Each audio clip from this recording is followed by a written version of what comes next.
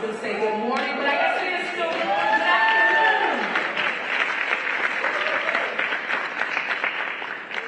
Again, I'm so excited and honored. I live in Boston, and sometimes, you know, there are like so many different Black folks in Boston, right? And the culture is rich, right? But it's nice to be in New Orleans and to be here with y'all, and to like, I just keep fangirling at every single Black woman I see. You know, I came from a Black woman. I am a Black woman. I love a Black woman. So this is like my jam, you know.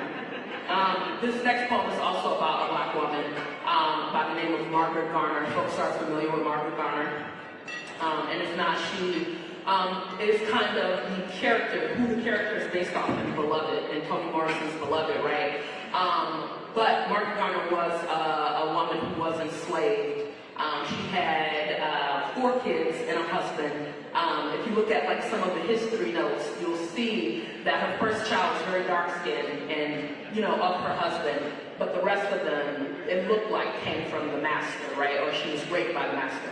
And so there is the story or the reality is that she and her family ran away from slavery, right? And they crossed the Ohio River. And as they were crossing it, they got caught, right? And while the husband began to like fight off these slave catchers, Margaret Garner began to kill her children because she didn't want them back into slavery, right? And she only killed one, right, before they caught her. Held a trial to see if she was going to go back to slavery or be killed, and eventually was sold further down south along the Mississippi River into this harsher punishment of slavery, right? So this poem is holding all of that difficult, heavy history. I'm going to ask that you guys move through it with me. The poem is written in 3 parts, right? So it's written one side going down this way, another side going down this way, and then I'll read it across, yeah? So you're going to hear some of the same things. The first side is called Margaret Garner Crosses the Ohio River. And it is in the voice of the Ohio River. Folk stay gunning toward me like I'm the second coming. Like every Medea ain't a god with purpose. Cross me like a crucifix, and I will lay Ohio bare. There is no word for a mother who has lost, just an unjust law rotting sweetly, blighting a fetus into the property of somebody willing to break a woman into a hollow harvest, a sin up yonder, child. Wade through me like a hen, a prayer, a river of Jordan, a Mason-Dixie gateway, I, the chariot, freezing up, hardening myself in your quest.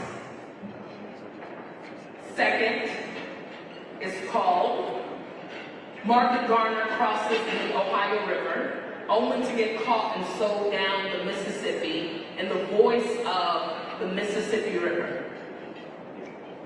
Like I'm some type of pistol, folks stay running from me, mercy me.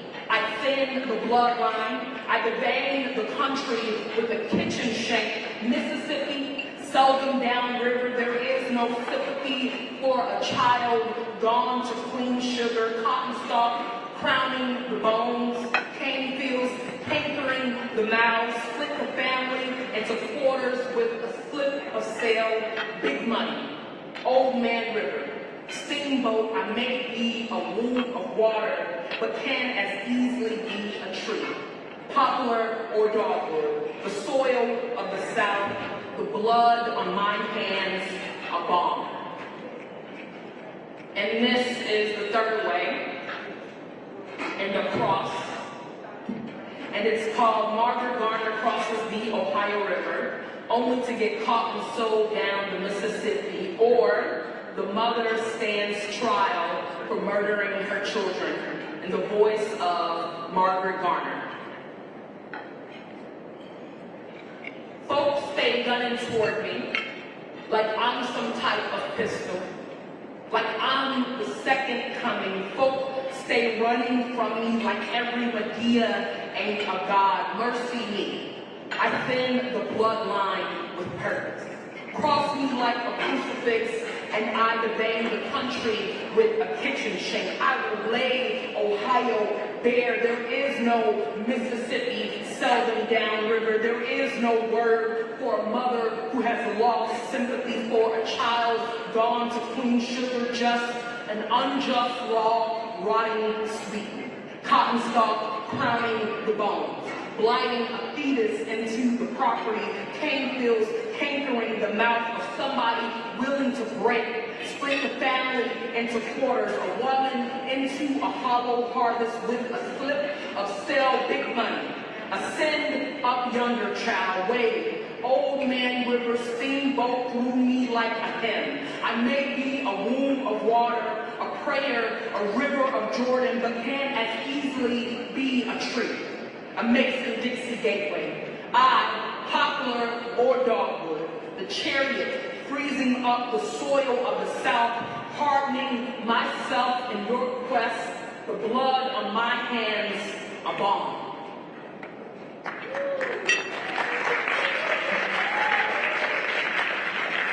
Okay, I know it's hard to put down on forks, so I appreciate those claps, though.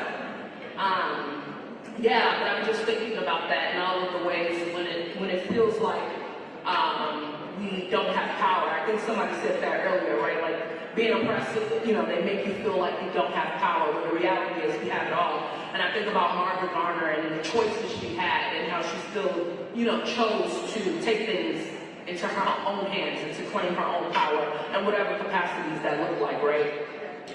This last poem is also about a Black woman. People know Dorothy Dandridge. Yes, okay, I heard one little woo, I like that. But Dorothy was a famous Black actress, singer. She played Carmen Jones, right? People say she was before her time, but she was before the Civil Rights Movement, right? Which means she didn't get all of the opportunities afforded to her, right? But there's this urban legend, I like to think of it as an urban legend, that says she went to sing in Vegas, right? And she was walking past the pool, and she said, oh my God, I can't wait to get into the water. And they said, we'll have to drain the pool if you get in it, if a Black person gets in it, right? And there's a movie, right, I think Halle Berry plays her, in which she does, in fact, dip her toe into the water, and later on you can see that they drain the water, right? They drain the water from the pool, and that there are, in fact, Black workers cleaning the pool, right? This poem is an Afrofuturistic reimagination of that story, right? It's the space in which we get to write our own stories and reimagine the future, right? All Adrienne Marie Brown says all organizing is science fiction, right? And I think about the fact that folks wrote a Declaration of Independence, right? They went in the room and wrote this declaration, and now we all are living in it. And what would it mean for us to write our own stories, or write the world in which we wanted to live in? This is called Dorothy Dips a Toe into a Pool After Being Warned the Water Would Be Drained Should a Black Person Swim in It, 1953, Las Vegas. And all at once, without and within, each well of wet everywhere swelled dry. The woman in the shower, shriveling, shaken bare.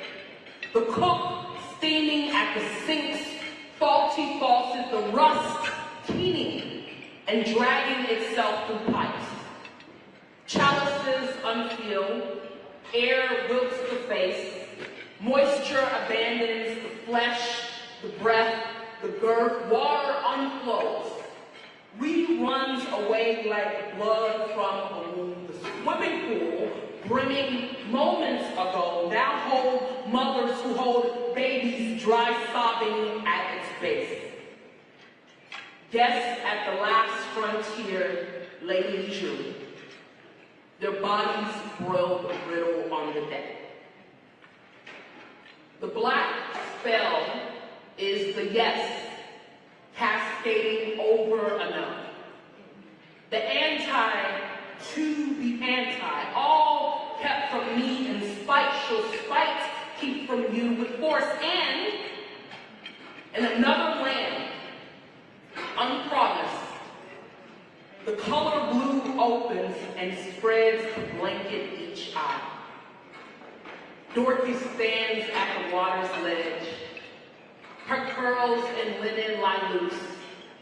Her skin, cool and sweet, sings a song unstained but known. Dorothy, a tall tide, coaxing herself into herself. Dorothy, a good curse, moves into waves wave at her waist. The dancing wet rushes to gather at her hips. She cups the clear in her palms and splashes upward. Dorothy raises her arms in ocean rain, urges the body to name itself religion. Dorothy splatters, and ripples bring forth a sanctum. Each droplet is plenty for the city's south side. Each droplet is plenty for the city's south side. A shower gives itself to the children on 83rd playing at the hydrant. A spray fills the pot of collards on a back burner. Another flows through a school's fountain, once lined with lead. Dorothy swishes water into the sugar breeze and it lingers in air. No one thirsts. Moisture soothes a lonely throat. Dew demands a mother's seeds to grow. Dorothy raises the ocean, and oh, I want to tell you how her hands cradle full drops toward the sky. How the water can hardly stand to let her go. Thank you all so much. I hope you keep in mind that even though they try to keep the water from you, it's yours all along. Thank you so much.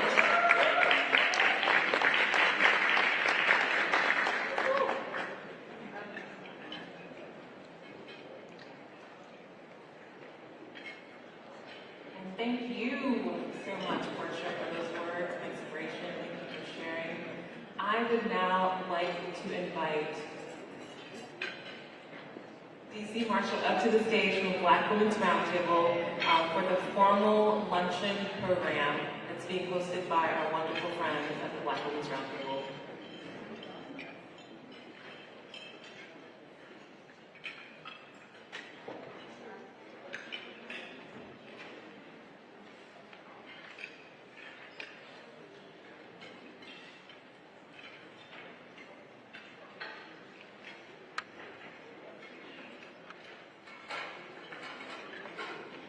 All right, a round of applause for our transition to poet. Wasn't she amazing? A round of applause if you could do a little bit better. We just appreciate your gift. We thank God for you and the way that you and your creative genius were able to bless and encourage the room. So thank you so very much. And as we transition, I am going to, again, for those of you who just joined, my name is DC Marshall, Senior Advisor to Black Women's Roundtable. We're now going to transition. We are streaming live, and so you can tweet and share right now online that we are streaming live on Roland Martin Unfiltered. And so for your friends and colleagues who you believe should be in this conversation, in fact, lots of folks should be in the conversation, we just ask that you share online. Is that okay? Say yes or yes. I know you're eating, or just wink at me. Actually, keep chewing, wink at me, or yes. There we go. All right, and so now we want to bring on, as we transition, a few of the folks who are going to share remarks, and then we're going to have a panel discussion in brief, and two panels this afternoon, one at the state level, two the national level, but again, we're going to make it brief. And so right now, I'm going to bring up for welcome and opening remarks. We're going to do our partners and sponsors. One, Coca-Cola is going to bring remarks, and two, Goldman Sachs is going to bring remarks. And so we are excited and delighted to have, first we're going to have Travis Bergen from Coca-Cola. We're going to have Melanie Campbell come up, and then we're going to bring remarks from our partners and sponsors. So round of applause and our board chairman. So a round of applause for Melanie Campbell. Melanie Campbell, President and CEO of National Coalition on Black City Participation. Then we will have our board chair, D. Thomas W. Dortch. And then we will have our partners. We're going to have Coca-Cola and Asahi Pompey from Goldman Sachs for all of you who are following the amazing work for 1 million Black women and in that order. Round of applause now. Sister D.C. Marshall, a round of applause. I practice for our license when it comes to teaching. But girlfriends pray, follow D also. You need to have a sister to bring in the spirit and pray. That's my sister. Matter of fact, we don't need you to do inspiration. So thank you all, those who are watching online, and thank all of you all in this room for just being here in the moment. Yes, we're here, obviously, for Essence Festival in person, live and in person, and it's a part of your purpose, as Tom Jordan always says. And so this purpose is what we're here for today. I want to thank Oxfam for America, Sophia,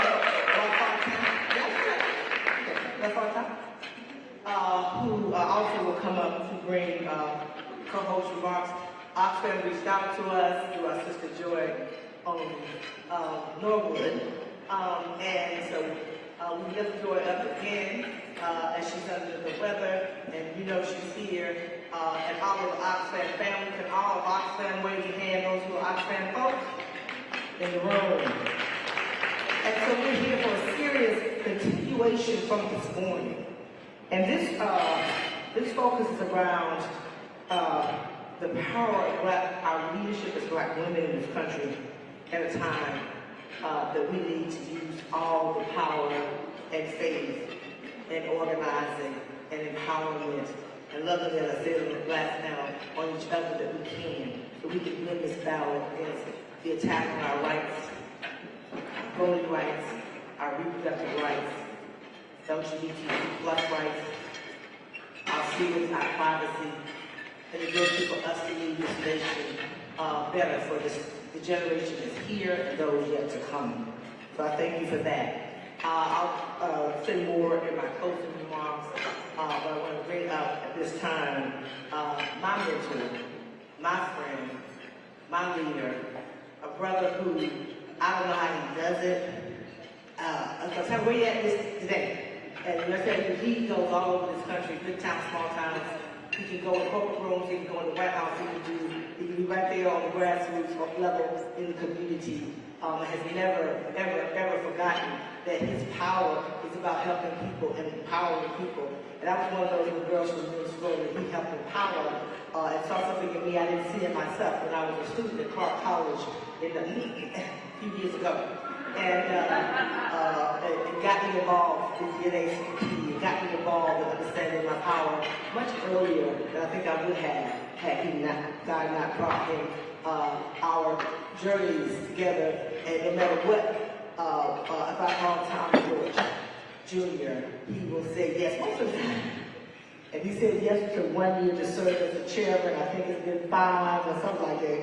And we just did a ribbon cutting at Clark Atlanta University where National Coalition named the Thomas W. Dortch Jr. Leadership, Civic Engagement, Economic Empowerment, and Social Justice Institute after this brother who needs really no introduction for those. He also is chairman of the 100 Black Men in America. He's an entrepreneur. He got a whole lot of folks that work for him, but he still finds the time to pour into community. So I bring on Thomas W. Dortch Jr., our chairman, Hewitt. Thomas.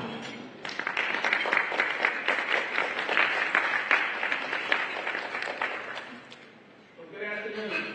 I know there's a lot in store for today, but I want to welcome each of you here.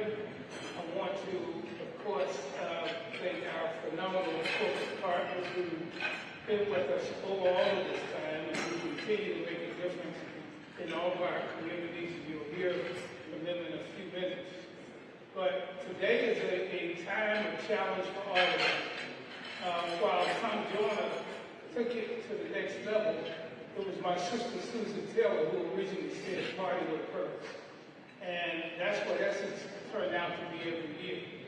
And what we have to do is remember the purpose and not the party. Right now, we don't have time to party in this nation while democracy is under attack. And we see it over and over again. I'm from Georgia.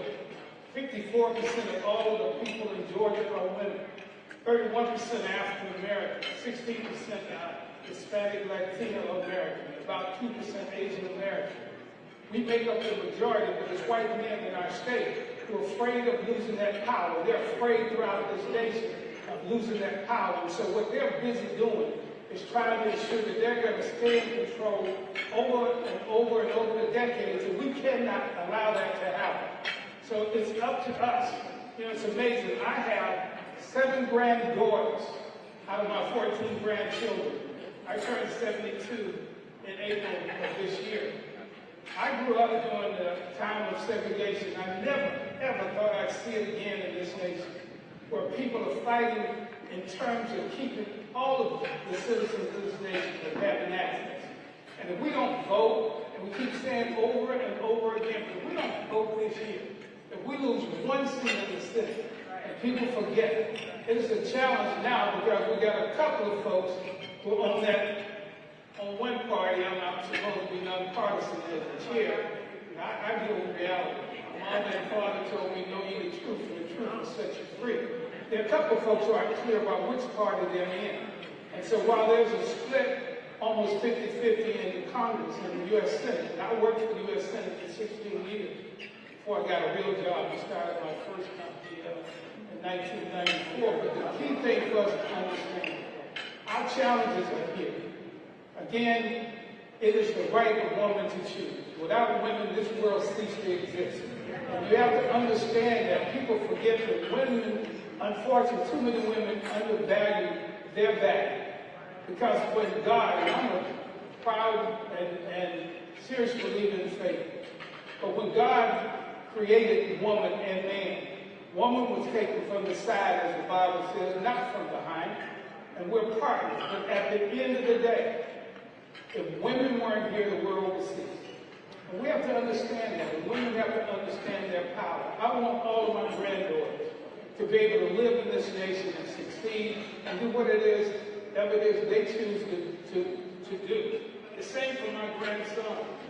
But we have to leave for the generations to follow a better place. And right now, like never before, I never thought I'd see a president attacking the democracy of this nation. I never thought I'd see folks turn their back on protecting this nation.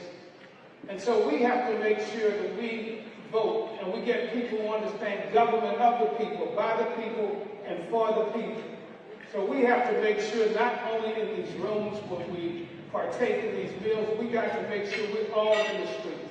And we're trying to make sure under Real Men Vote, under the 100 and our efforts with the Divine Nine, NAACP, and others, we got to turn out, even though they tried to come with roadblocks after we proved from the runoffs and from the elections almost 2 years ago, we proved that we can make a difference. And so while there are challenges, there are opportunities for us to do more. So I want to thank you for what you do, my sister and my mentee and the lady who's been for now. Give it up for Melanie.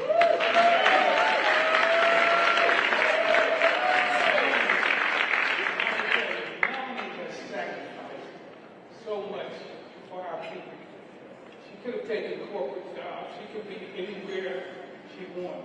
But she is a soldier for the battle of freedom and opportunities for this nation. And that's important.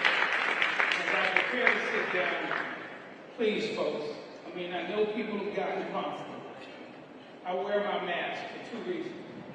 One, I've been battling over the last 3 years stage 4 pancreatic cancer. I've got 7 of the baddest doctors in the world. But it's something wrong when you have to have money to live and survive. It is something wrong when too many of our people die because they could have had treatment. They could have had access to medication. They could have had, again, lives to carry them. I'm going to win this battle as I beat 2 others. But the important part, as my good friend Dr. Miles Monroe said, and I want to share that with you. He said the most valuable real estate in the world are the graveyards, where people went to their graves with so much talent, with so many resources, with so much experience, that they went to the grave instead of sharing. And he says we should die empty. Every day I get up, I empty my life for others, so that my grandchildren and children will have people who will look out for them. Just as those Ambassador Young and Dr. King, and I can go on to Zanona Clayton, and we got so many great warriors who have gone, women and men who fought for their right. We can't sleep on it, folks. They sacrificed so that we could have what we have today. They're trying to take it away. So with that, let's do more of it. Wear your mask. There are 110,000 new infections per day of COVID-19. It is not over. It is not over. I've been shot up. I've had both boosters, and if another one comes, I will take it. But I simply say to you, you don't have to die. And because of our preconditions, 2/3 of the people who died have been African American. Wear your mask. It only takes seconds to be infected. I want all of us to live abundant lives. Let's go vote, let's go organize, and of course, let's make sure as us men will, we know women rule the world. Jesus exists.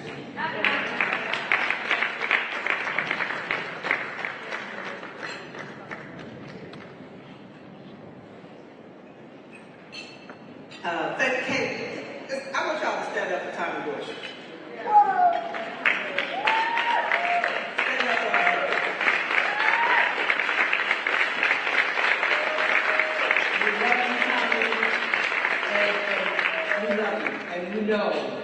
We need you for a long more time. And so we will keep praying, and thank you for sharing. And definitely, as I've had twice, Jesus, I've had COVID twice.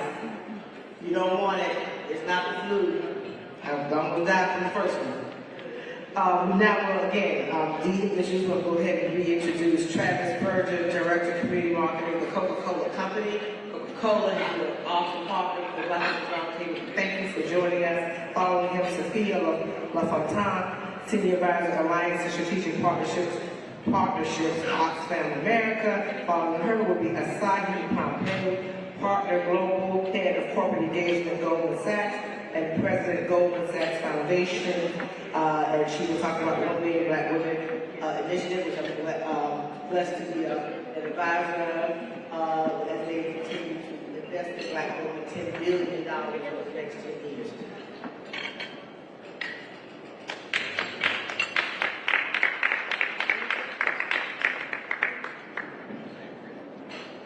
Good afternoon, everyone. Thank you so much for the invitation. At the Coca-Cola Company, we are empowered in the vision of uplifting our communities and really kind of being that force behind that part. So thank you so much for that. It's one of those things where we take great pride in our partnership, right? And you understand that you're going to be in the way, and that's steadfastness for it. It's a testament to your organization that we're standing together almost 20 years, right? So we just know that we're here. We're going to always be there. And to take that commitment to the next level. I know I'm 5 months into the organization.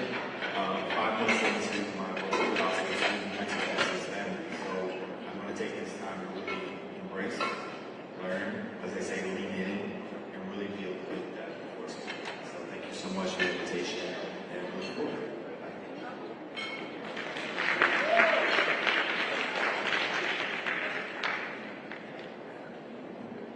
Good afternoon. Thank you all for hanging out with us on this amazing Friday and for all of these incredible speakers. Again, my name is Sophia LaFontaine. I'm going to keep my remarks brief.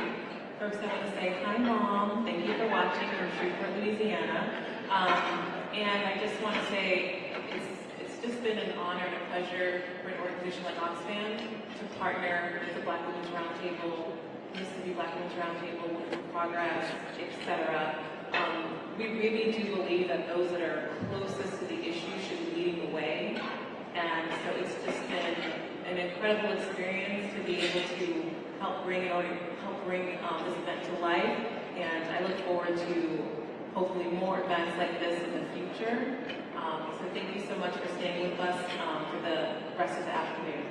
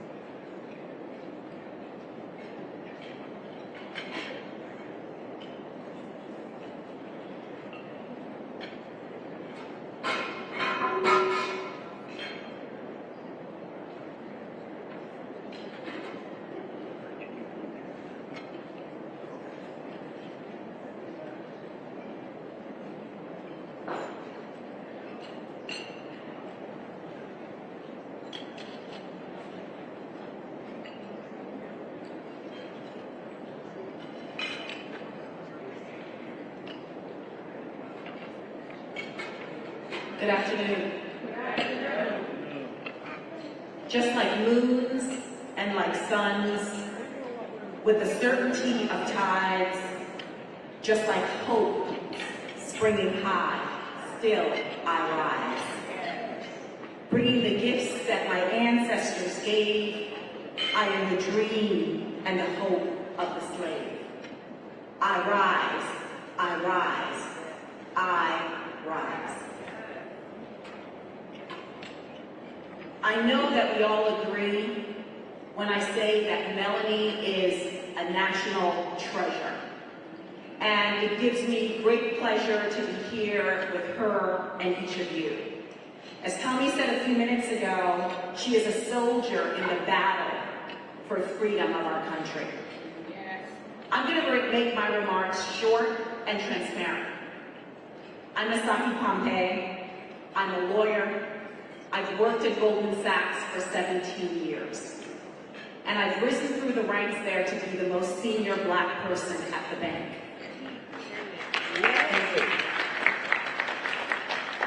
I'm the daughter of Caribbean immigrants. I'm the daughter of Edith and the granddaughter of Blanche. Now, there are three things that I want to share with you. One, awareness. Last year, we launched an initiative called 1 Million Black Women. Simply put, and I know many of you are aware of the initiative, but I want to bring awareness to everyone. Simply put, it is the largest commitment ever in the history of this country, specifically focused on Black women. $10 billion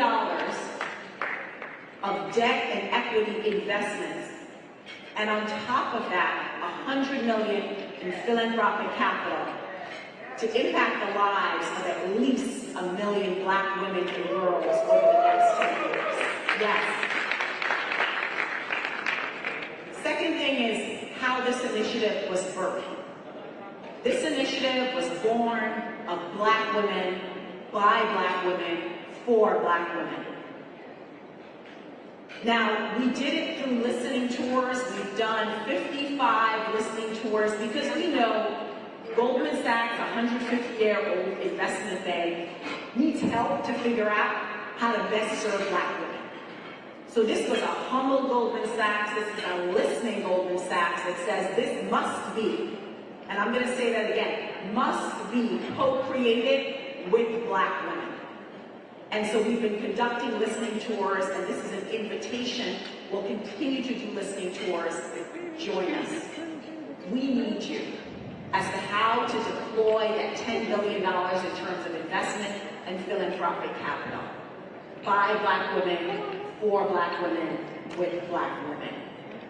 We know that Black women are foundational to our families and to our communities, but even more so to this country.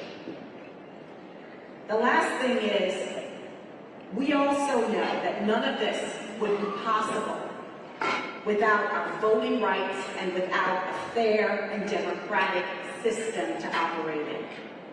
So we are privileged to have the mighty Melanie with us on the advisory council of 1 Million Black Women.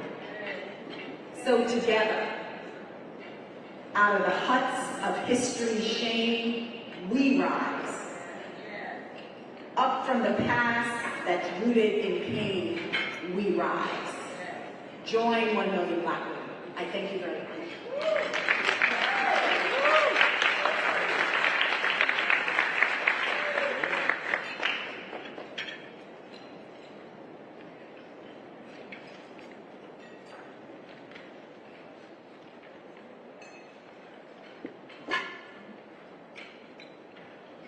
And another round of applause for the Black woman, because how many of you know if it was not for a Black woman in that seat, with that power, with that access, with that P&L, with that budget, with that voice to advocate for Black women, we would not have what we get. Let me just repeat this again. And the necessity of Black women to fan out in positions of leadership, but particularly in corporate America, one of the largest institutions, to leverage those resources to support us. So again, another round of applause for Asadi Pompeii.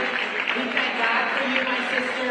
We thank God for your mother, your grandmother. I felt the energy. I felt that. And so again, we are grateful for that. We're going to bring up the state panel. But while I'm doing that, again, you know, I really, and I think Coca-Cola, Travis is still here, I am super passionate about not just the work that we do, but also standing in the gap for corporate leaders who look like us.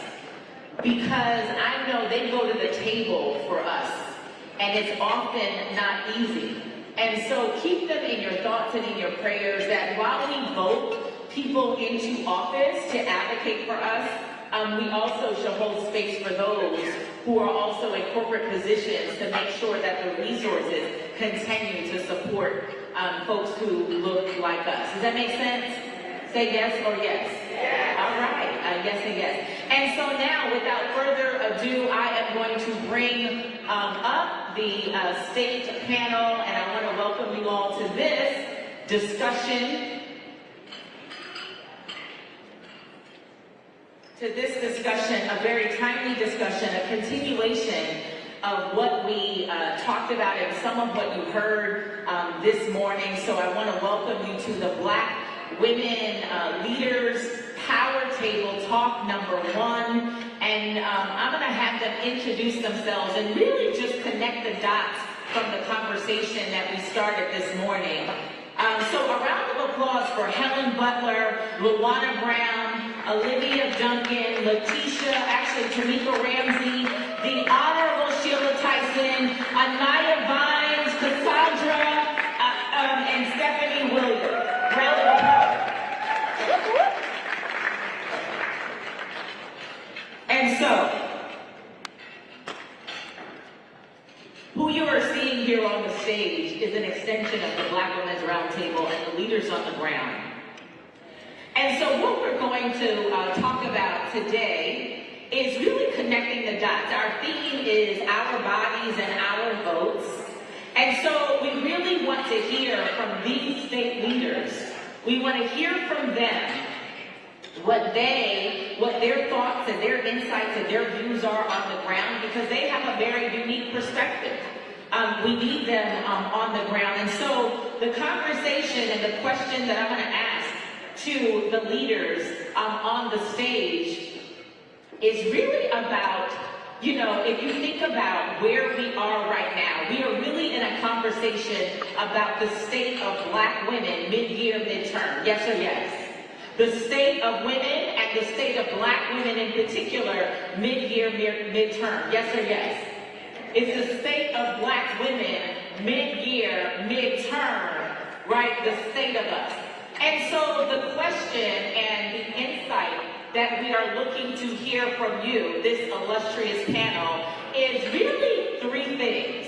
And we're going to pass the mic and we're going to try to do this expeditiously. You know, Melanie is so generous and she always wants to make sure that the leadership is elevated, and rightfully so.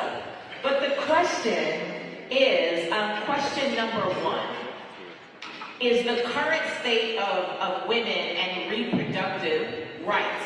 We want to hear from you, in brief, the current state on the ground and where you are as it pertains to reproductive rights. That's question number one. Question number two is then the impact. How does that, or will that, impact the election and voting rights? That's the impact.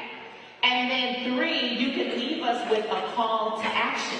Tell us, Commissioner, what we need to do. Like, tell the folks who are streaming, give us one thing that we can do. We don't want to just continue to, right?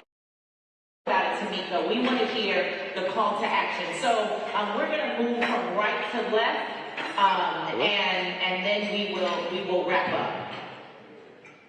Hello, I'm Commissioner Sheila Tyson from the convener for the state of Alabama. And I want you to fully understand that this is about power, it's about the grounding of this country, and everything is on the table. Every right that a woman has. They're not only attacking women, they're going to come at the LGBTQ, they're going to come at your voting rights. This is nothing but a setup to test us to actually see, are we going to do anything? They're going to see how they divide us enough to where they can stop us from moving on anything. So you're looking at what's on the table, your children's future, your grandkids' future is on the table. But one thing about this that we can get out of, that doing this at this time, right before the midterm election, is a positive. That means that they have showed you women that they have no respect for you. They do not value your opinion. They do not value your vote. That's the reason why all of us, we need to go to the poll and vote them out in mass numbers. This is our opportunity right here to show them our power. We know we got it. Now it's time for us not to only show our husbands. We got to show the White House. We got to show our State House. We got to show our City Hall. We got to show down to the constable. You got to vote everyone out, whether they black, white, woman, or man, that don't have the same beliefs that we have, to put the future in the place where it needs to be for all people. And we are not going back. Round of applause for the Honorable Sheila Tyson, Commissioner, Jefferson County, Alabama Commissioner and Convener of Black Women's Roundtable. Awesome, thank you. Good afternoon. So my name is Serena Brown. I'm co-convener with Black Women's Roundtable in Maryland, Washington, D.C. And I feel like at this point, I don't even know what else to say. But fortunately, one of the things that's happening in our area is that we do still have those reproductive rights for women in Maryland and in D.C. And right now, they are getting prepared for the onslaught of women that are going to be coming to the area to receive services. So in that regard, I am happy about that. However, as Sheila said, we need to fight for our rights back. We cannot let this go on. You know, we already know that this has been in action under the table and behind the scenes for years. And now this agenda has come to fruition, and now is the time that we need to mobilize. Now is the time that we need to talk about all the issues that we need to change, and we need to get out, we need to vote, get a bus, get a van, put everybody in it that you know is a voting age, get them to the polls, and as Sheila said, people who do not have your rights in mind, people who do not have your personhood in mind, vote them out. Vote them out and put people in office who share your views, who share your values, and who are going to be looking out, as she said, for all people, not just for a select few. Awesome. Thank you so much, Roland Brown. Good afternoon. I am Serena Williams. I'm proud to be the convener of the Black Women's Roundtable in Kalamazoo, Michigan. So women are beyond pissed off, but that's a good thing, because we've taken that passivity to the highest level possible. Number one, we're taking care of ourselves. With everything, DC, that's going on, we want to be mentally, spiritually, and ready for the fight, secure and sound. So we're really taking care of ourselves with coaching, with counseling, looking at issues of trauma, so that we can have our folks ready when it comes to mobilizing, strategizing, organizing, running for office, and actually helping the candidates that we care about run for office as well. So we're really looking at how do we maintain longevity for Black women in our community, especially through our resilience, being able to pivot, whether it's in a pandemic or even a recession where jobs are not as plenty and payful as we would want them to be, and then taking those issues like we're sitting at the kitchen table and making it real for us. Those discussions that we're having, changing the narrative about how this truly impacts Black women, our families, our households, our men in our communities, especially when it comes to healthcare access, and how we can counteract all of that through the ballot box. So in short, we're building power. We're coming together collectively, increasing our capacity, supporting Black businesses, Black-led organizations from grassroots to grass seed, volunteering and mobilizing, educating, and getting out the vote. And lastly, I'm going to say this. We want to vote for people that look like us. So we need to continue to recruit Black women and girls. Get them ready for office. Train them on how to run campaigns. Learn how to collect the data and use that so we have the science so we can continue to win. Because when we win, they push back, we vibrate higher, we keep winning and winning and winning. Wow, all right. Round of applause for Stephanie Williams, convener, Kalamazoo. That's an awesome call to action. And so we invite you to tweet now, share now. We are streaming on Roland, Martin, Unfiltered. But I think that call to action is a nudge. Is there somebody in your community, a young girl right now, a young woman right now, who you know would be an awesome voice representing us that we could get behind? We have already lined up behind the commissioner's campaign, and she hadn't even identified that she was running. But like we need, you know, it's always the strong sister, the strong woman in the room to encourage each other. Hey, you run, we will line up behind you. And so we're going to continue with this panel and the discussion. We're going to move over to none other than Tamika Ramsey. So introduce yourself, my sister. Good afternoon. My name is Tamika Ramsey. I am the convener for Black Women's Roundtable, Eastern Michigan. Black women have not had body autonomy since we set foot on this land. Wow. We were told who to sleep with, what babies to have, what to do with our bodies. We had no choice. And in 1972, the Supreme Court gave us some of that. And then last week, they took it back. Black women should be able to say who they sleep with if they have children. We cannot look at reproductive justice only as an abortion issue. It is more for us. We heard the story of Serena Williams, one of the richest Black women in the world, famous, almost died after giving birth because the doctors would not listen to her. So it don't matter if we rich Black women, as long as we're Black, we are on the table and could die at any moment. That is enough for me to fight for reproductive justice. I need to be able, my daughter needs to be able to have a child and survive, or not have a child and still have a good quality of health. that Black women in this country have not been able to have. In Michigan, we have a reproductive justice ballot initiative where we are trying to change the constitution of our state to make women of all creed and color able to have body autonomy. That is what we're fighting for. And I'm so sorry that in 2022, that women, young girls have to fight because we've already fought this and won. And they got mad and they came and changed it. And the reason they were able to change it is because the president at the time put people in place. And so now we have to vote for people and put them in position so that we can rectify this problem. Voting is only part of it. Advocating, demonstrating, fighting back, using our dollars or not using our damn dollars. I will not spend $1 in Texas. Right. Like, no, you cannot have my money if you're telling me that I can die at any moment and you don't care.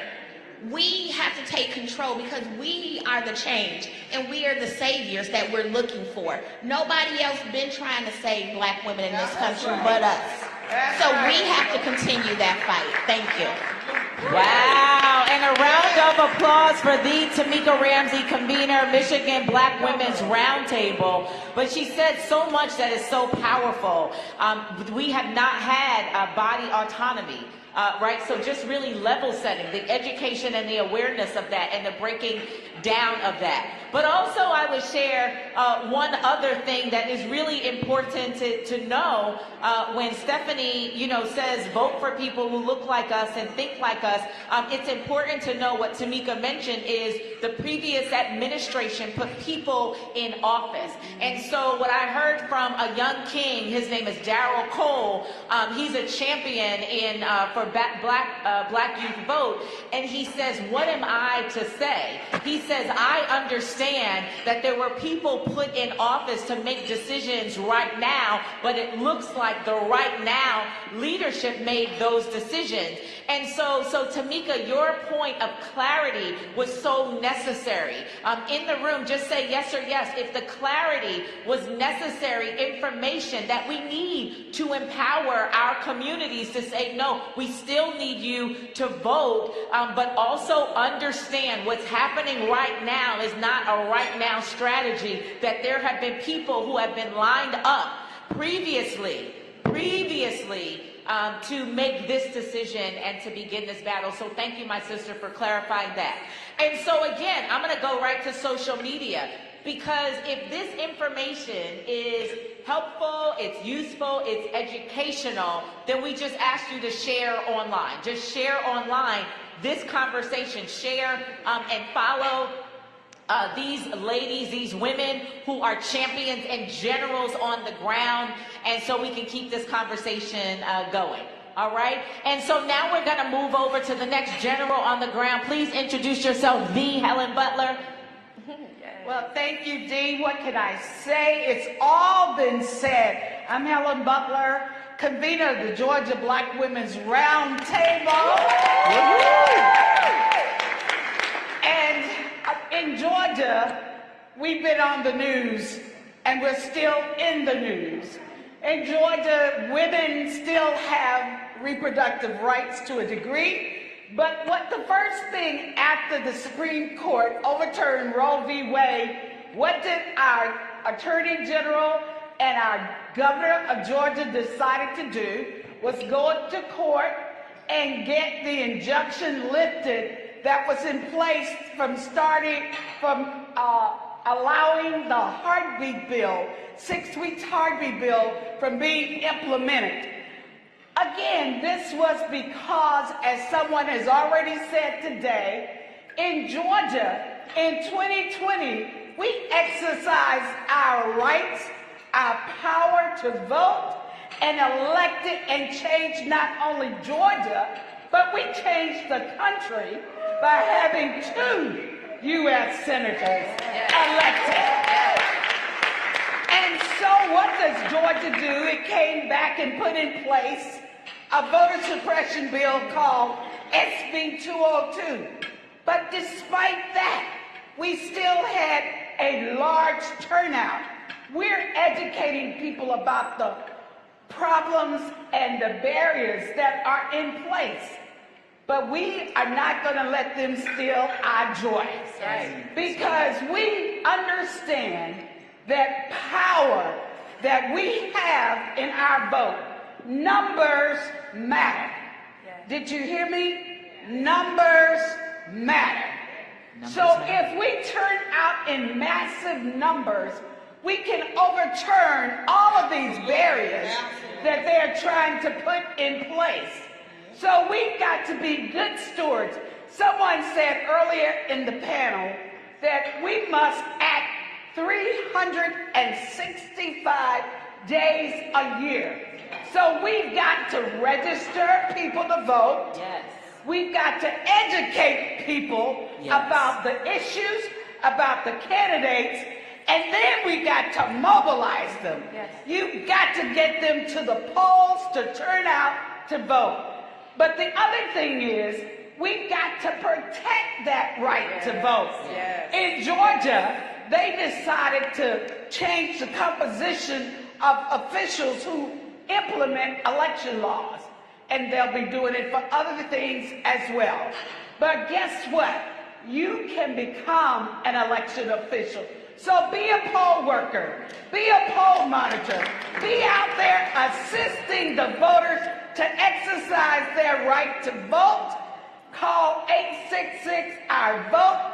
It's a national hotline that you can get your problems answered. So don't be deterred. 866-OUR-VOTE. We're there to make sure you're engaged. And as Dr. Lowry said, voting is a sacred right, but it is also a moral obligation.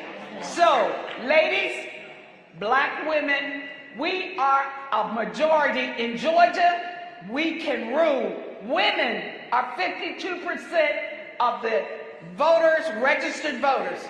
So we have the power to do anything we want. Power.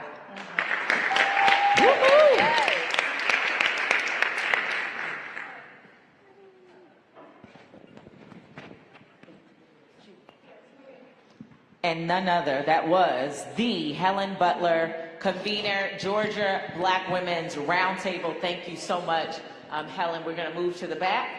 Hello, I am Olivia Duncan. I am an organizer for Georgia Stand Up, and I just want to say, first and foremost, thank you, Ms. Campbell. Thank you, Black Women's Roundtable, and Black Youth Vote for allowing myself and my sister Anaya to take up this space and not only be educated, but amplify the voices of the Black youth. In Georgia, like Ms. Butler said, it's not doing well. We've been experiencing voter suppression since 2019, since 2018, since 2020, since 2021, and now again in 2022. The college students have been experiencing this since my freshman year, when we were trying to vote for Stacey Abrams, and we did everything to mobilize and organize and get to the polls, and we got to the polls and they said that we're at the wrong polls. Then there were issues at the polls, and as the polling times have closed and we missed it. So it's time for us to change that. Same with reproductive justice. The heartbeat bill was signed back in 2019, and here it is back again in our faces, and it's time for that to change. It's time to vote these people out. I know that this can be discouraging for the youth to want to go vote when we see that these people are still not making decisions in our favor, but it's time for us to step up and bridge the gap and educate ourselves and encourage ourselves to go and make these changes. Black Youth Vote. Hello, everyone. Hi. If everyone can repeat after me, it is our duty to fight for our freedom. It is our duty to fight for our freedom. It is our duty to win. It is our duty to win. We must love each other and support each other. We must love each other and support each other. We have nothing to lose but our chains. We have nothing to lose but our chains. Thank you. That's a segment of this. But hello, everyone. My name is Anaya Vines. I am a graduate of Howard University. I am also the founder of a nonprofit organization called the Live Movement, a national HBCU coalition, standing on the foundation that we must live for those who have died. Shout out to Miss Melanie, shout out to Black Women's Roundtable, to Georgia Stand Up, Miss Deborah Scott. Thank you so much, and of course, Black Youth Vote. Action item that I would say for those of my generation and those that are coming after me, just because the Roe v. Wade might not directly affect your state does not mean it does not affect you. Yes. When one woman's rights is affected, all women's rights are affected. Yes. That means that they do not look at us, women, as people. Our human rights are being affected. So I believe since 1972, behind the scenes, there has been active movement so that here, at the time of 2022, Roe v. Wade is overturned. They have not stopped. So we cannot stop. Yes. Our generation cannot stop. Yes. Our leaders cannot stop. Particularly our Black students cannot stop. I look at HBCUs and I see a plethora of opportunities because you have one space in which Black students, when men and women come together and they are at an age where they can vote. Yes. That is a prime opportunity to mobilize. So my organization focuses on training for mobilization on campus and off campus. These are prime opportunities. So I believe that if we focus on mobilizing students in particular and just uplifting HBCU students for doing that, I feel like there will definitely be a push in the voting polls. And also, just to be completely frank, and I was thinking, should I really say this, but a lot of people don't understand, especially those that overturned Roe v. Wade. Just because that's been overturned, that does not mean abortions are going to stop. Let's be completely honest, especially Black women. We know there are various ways of aborting children, but Roe v. Wade being overturned means that the path to a healthy way of abortion is not available for us anymore. So let's please just support one another. Though, again, it might not be affecting your direct state, does not mean it affects you. If our rights are under attack, we must stand up and fight back because no one's going to fight for us but us. And that was the Anaya Vines. We are so grateful for you, organizer of the Live Movement and BYV, Howard University, HU. Oh, come on, sis, you did that. And so we are grateful for you, and Miss Olivia Duncan, organizer as well, Georgia Stand Up, BYV. Thank you so very much.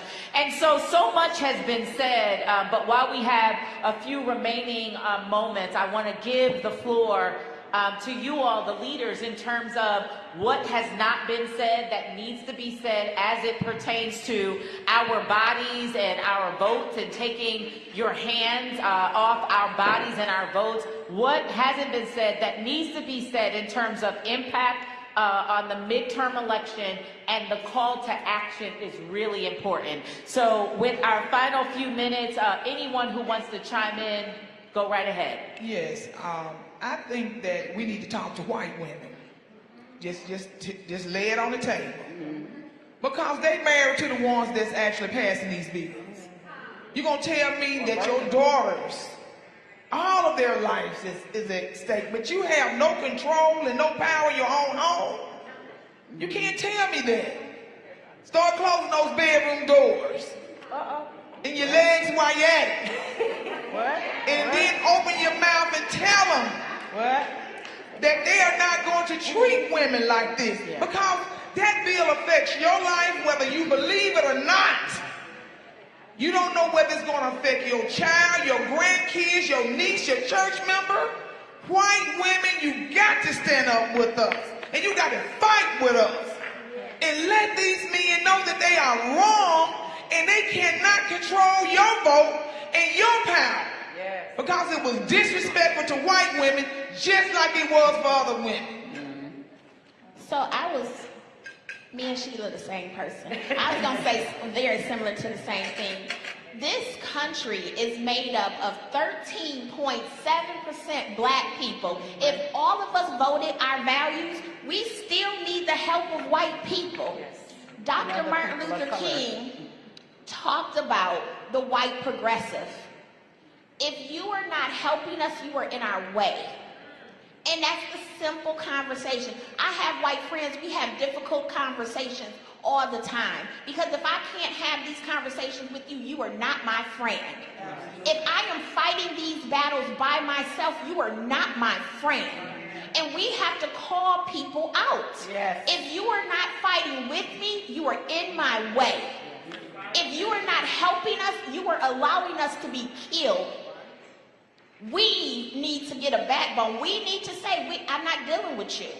And be okay with that. And then support the ones who want to learn, right? Because this cannot be the suffrage movement all over again.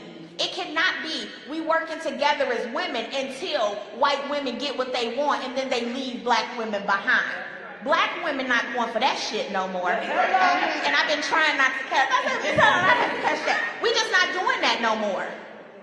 So we have to start having those difficult conversations. That white coworker that came up to you in tears when Roe v. Wade, girl, how your mama vote? Did she vote for Trump? Did she vote? Let's have those conversations because that's how we are truly going to move this country forward, right there. All right. Powerful, powerful, and we needed that. We needed the conversation to open up, and it's not going to be a comfortable conversation. So I'm grateful for these leaders here.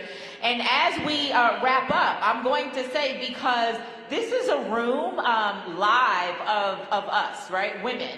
And then we do have a live stream audience, but again, with the comment of expanding the conversation and speaking with other women, white women, and even Asian women, and Latinas, and all women, we really need to start that here. So we are streaming live now on Roland Martin Unfiltered. We are also streaming live on NCBCP Black Women's Roundtable on Facebook. And so we want to ask you right now, again, to share online. We'd like to have a conversation. We need a broader conversation, as Commissioner Sheila Tyson mentioned and Tamika Ramsey. We need to have a broader conversation, a unified conversation, if we're going to continue the conversation and advocate for hands off our bodies and hands off our votes. So if you could go to, again, online, follow NCBCP_BWR to engage others in the conversation. That's the one thing that we would ask. And for those of you who are streaming, in the chat right now, whatever it is that you think needs to be said or added to the conversation, we invite you to chime in. We invite you to share. Hit the share button so that we can expand the conversation. And so, that said, we are going to wrap up. I'm going to give the leaders, whoever has a pressing final thought. Yep, we're going to give the floor to you for this conversation. So, Stephanie, if that's you, the floor is yours. Thank you, DC. I just wanted to say that at this point, we really need to change the narrative. The conversations we need to have in the streets are the same ones we have at our kitchen table. Talk to your mothers, your grandmothers, the younger girls about reproductive justice. The right to have a child, to not have a child, to raise that family in a safe community, a welcoming community. The right to be able to go to work and not have to deal with oppression and microaggressions and all those other things that keep us in an unhealthy state. We have to continue perpetuating these real conversations that marinate in the spirit of Black women and younger girls, so we feel comfortable out in the community talking about and projecting our issues to expand our movement that inspires more women and girls to be more proactive, to participate, and to lead. And I hear women say all the time, well, I don't want to run for office. I don't want to be in the front. That's all right, sis. We got a lot of room for you on the side, in the office, in the suite, wherever you want to be. There's room for tools, for technologies,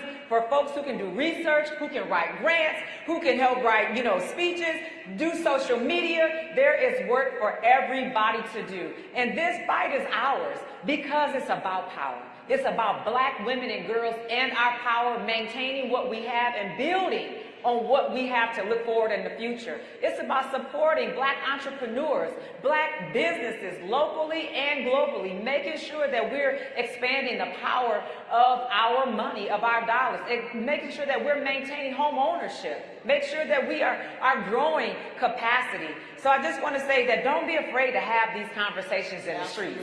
You can be in the streets, just don't get caught up in the streets. But be in the streets talking about what really matters. Tweet. Make your status on social media. Go on Instagram, Snapchat, and talk about the real ish. Stand in your truth, speak your power, mobilize, organize, vote, and still keep having those conversations because it is about us.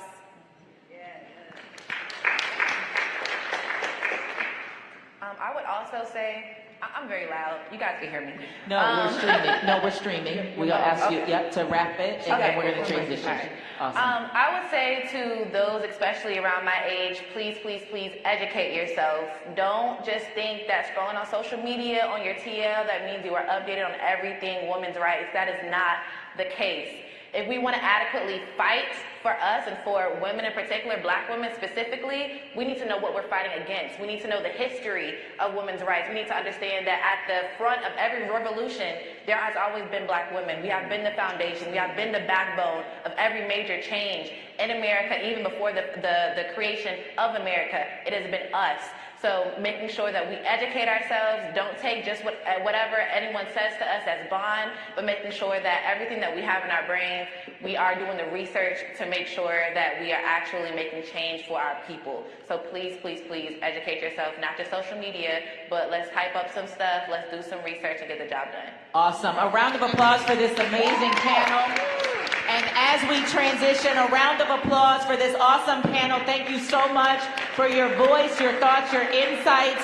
And as they take their seats and we transition to the next panel, I say Black women, you say power table. Black women, power table. Black women, power table. As I say Black women, you say power table. As they transition and take their seats, Black women, power table. Black women, power table. Black women, power table. Black women, power table. Black women, power table. Black women, power table. Awesome, awesome. And now I want to invite Delisa Sanders, Senior Policy Advisor, National Coalition on Black Civic Participation and Black Women's Roundtable, to round out our day, and we are going to be complete. We will be brief in this, the National Leaders Roundtable. So round of applause for Dr. Delisa Sanders.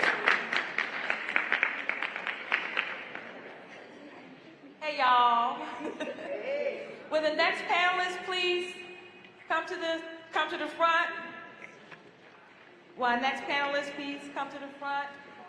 We're going to pivot now from our communities in our states. We're now going to pivot our minds, bodies, and hearts and spirits onto the national stage. What can we do at the national level?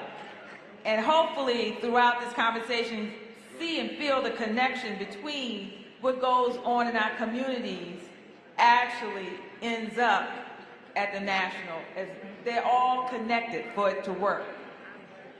Come on, my sisters, my sisters. How you doing? You look gorgeous. Oh, look at all these crowns. Oh, my Lord.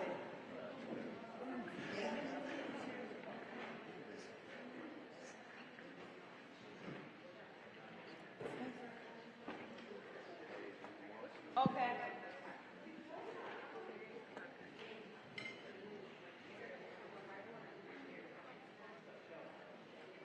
Doesn't matter.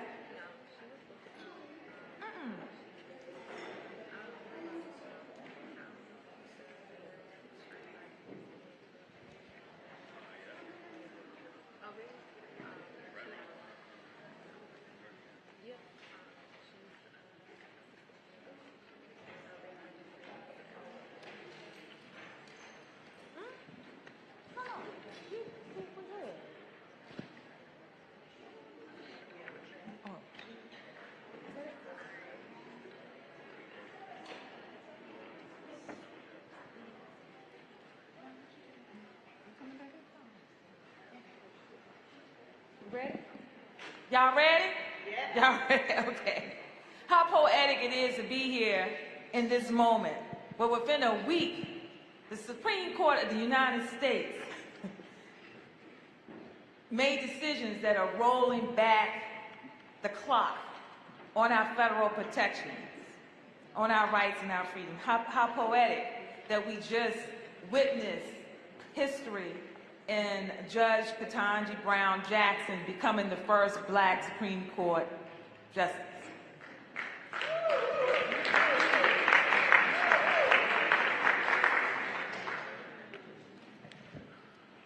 I am going to ask each of our panelists to give us your own self-introduction, which includes your name and your organization, but something very powerful and impactful that you would like to share with us. This is what happens when you sit in the first seat. Hello, y'all. My name is Nerve Say Flint. I am the Senior Director of Black Leadership and Engagement at Planned Parenthood Federation of America. We are the largest healthcare provider in terms of reproductive and sexual health, not only in the U.S., but the world. And what was the second part of that question? Or it was just the introduction? Okay, all right. So I'm here, I'm happy to hear. I come out of Los Angeles, California. I use she, her pronouns. Been a long time into the reproductive justice movement, and so really excited and also heartbroken to talk about where we are today. So, thank you, Delisa.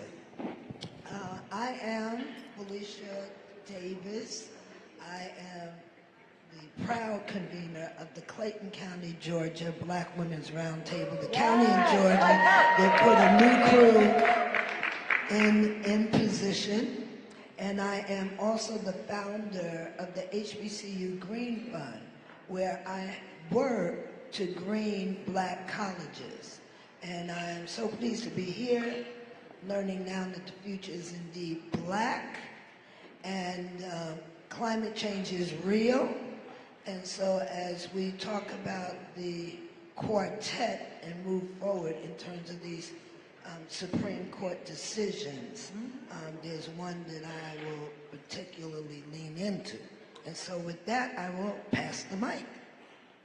Thank you. I hope everybody can hear me. I'm Jocelyn Fry, and I'm the president of the National Partnership for Women and Families in Washington, D.C. And it's a privilege to be here with all of you. Thank you, Melanie, for your leadership in convening us. Thank you, Delisa, and your work. And the National Partnership is a 51-year-old women's organization, and I am its third president. I'm its first Black woman president. Yes. And it's exciting to be here, and we work on a range of issues. But you asked us to introduce ourselves, and I think in many ways the most important thing for you to know about me is that I am the daughter of Lily and Kenneth Fry. Mm-hmm. You may not know them, and they have now gone on to their makers, but that tells you as much as you need to know about me. They were both, they grew up in segregation. They both moved to Washington. They became federal government workers, and they sacrificed enormously to give me every opportunity. I am most assuredly sitting here with you today because of that. I'm going to places and being in spaces that they never thought that certainly they would be or that I would be. So I carry that legacy proudly, and I think in many ways that's the most important thing to know about how I got here. Thank you. Peace and blessings, everybody. My name is, well, first giving honor to the beautiful Black women in this room. I'm really grateful to be in this space. Thank you, Melanie, always for creating these opportunities for Black women to gather in such a powerful way. But my name is Monica Simpson. I'm the Executive Director of Sister Song. We are the National Reproductive Justice Collective for women of color, good folks. Yes. About me, so I am a country girl born and raised in rural North Carolina, and I have been organizing and doing work in the South my entire life. I am a fine-ass auntie. I take that very seriously. I love being an auntie. And I am also a proud Black lesbian. Happy Pride. We just wrapped up Pride Month. I think that's very important. That's important, the identity of who I am and how I do the work that I do. And I am a true lover of Black folks. And I do this work because my love for Black folks runs so deep. And so, yeah, it's just an honor to be on this panel with all these beautiful folks, and I'm excited to get in this conversation. All right. Now, I want to examine things again from the national stage. And again, keeping in mind that with the Supreme Court, some of the decisions around our reproductive rights, impacting our voting rights, and it ruled that the Environmental Protection Agency can't protect the environment. That's like, what? Okay, so on a national stage, we're always looking at U.S. Congress, right? And we're also looking at the midterm elections. What can Congress and the Biden-Harris administration do right now to protect our rights, in spite of what just happened? Well, I'm happy to start. I'm sure other people will weigh in. You know, I think there's no mincing words that what the Supreme Court did was devastating, and intentionally so. And you can't sort of eliminate a right and not have a powerful effect. That being said, there are things the administration can do. Now we are hearing about states that want to restrict the right to travel. The administration can be clear, and I think the Department of Justice has spoken about the importance of making sure that people know that they have a right to travel. This is a constitutionally protected right. Nobody should believe that they cannot travel from one jurisdiction to another, and they should make that clear with every state. The other issue that comes up is that people, I think, have a sometimes outdated notion of abortion and abortion care. There are a range of ways to access abortion, including through medications, and it is important to have that access preserved. Again, the Department of Justice has already spoken up and said that if people want to utilize different medications that are FDA approved, that they have the right to access those medications through the mail, and they're willing to stand up for those protections. That's really important. You know, I think that there are other implications around access to contraception and just other healthcare services. There are some requirements under the Affordable Care Act, and even under Medicaid and people's ability to access those sorts of services. So I think that the administration can do a lot to speak up on that, but I also think that they just have to be bold and unequivocal that this is a ruling that cannot stand. Right. Like we should not accept it as anything but a politically driven effort to deny women and people who give birth their rights. And they need to be bold and loud and consistent in saying, we will fight it. We will fight it at every place we can, because it is unacceptable and it is inconsistent with what we know about the Constitution and our rights generally. But that's where they can start. I think you said that so beautifully, and I'm so glad you said it first, because I don't have the nice words to say what I think they need to do, right? I just think this administration needs to boss up. Like that's what they need to do. They need to stop playing this little pitter-patter game and actually take off the gloves and do the work. Right? So yes, we have our role to play. I know we're going to talk about voting and the power of that, and all of that's important. But if we don't have folks who are willing to stand in the ways that we need them to, unapologetically, by any means necessary kind of attitude, then why are you in this office, right? I don't understand. So I think I'm coming with, I appreciate those who can put it with this, give us the right things to say, and I lean on these folks right here. Because I'm ready to say, get off your asses and actually do the work that you were put in your position to do. Our previous administration used everything and then some to put us in the situation that we are in. Why are we not doing the same thing? And not trying to say we're trying to be like the opposition, but it is important for our people to use their power that they have to the fullest extent of that and do that thing for real, y'all. So I think I'm coming with a lot of fire today, in case y'all haven't noticed, but I'm ready for them to boss up. Anything else? So I just want to jump in so that we don't get confused. So, you know, if we looked at the Washington Post, they said a trifecta. So we're looking at Roe v. Wade, we're looking at EPA, we're looking at an interesting border decision. And before that, it was guns everywhere, right? And so what we divide up, and my sisters to the left, they going in hard on Roe, and we know the impact. But this is like, you know that thing of you got to know your history or you'll repeat it? This folks. That's right. There's a bunch of folks that always had an agenda with a very, very few. So I want some white folks to understand, look, you weren't included either. They're coming up for yours as well. The folks on the plantation, there wasn't a whole lot of folks in the big house. It was just a little crew over there and everybody else served them. So that was the plan. And now there's a movement to say, how can we, the few, control the rest?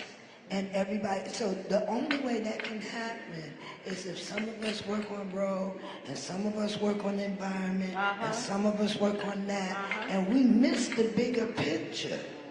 And then the other thing is our numbers. They got black folks in the mindset that we like 13%. I travel. And everywhere I go, there's black people. Everywhere. I go to South America, there's black people. I go to Africa, there's a lot more black people. I go to Europe, there's plenty of black folks. So the issue and what time it is, we have to understand that we got to make the leap forward. We can't do what we've done. And we have to set an agenda for these young people that enables them to reach for the future. We're going to hold it down. And those of us that are in the blue states where you can get pills, the best thing I heard, you can buy a lot of them if you can afford to, so that we can distribute where they need to be. It's like, I am gangster. So we come to gangster. Yes. Dealing with a sister in a situation, we gonna drive you, we gonna provide you, we gonna do, we've done it for other stuff. And look, I'm not trying to party and get high, I'm trying to save a life. So we got to be there and let it be known.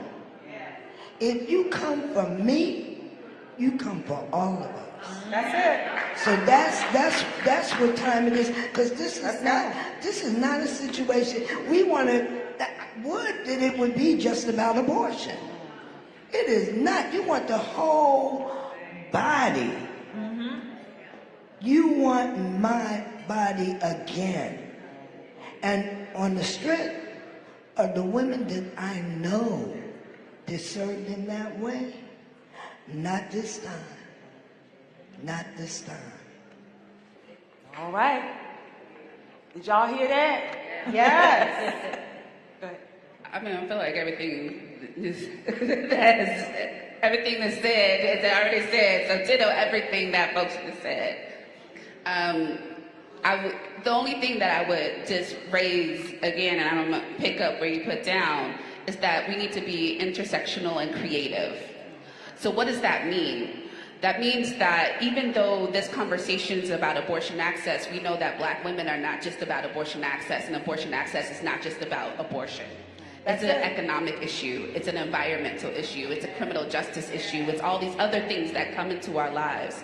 So our administration not only should be thinking about Roe, it should also be thinking about how do we make sure that the lives of black women, regardless if they want to have an abortion and or keep their pregnancy, right, that they are creating the conditions for that to happen.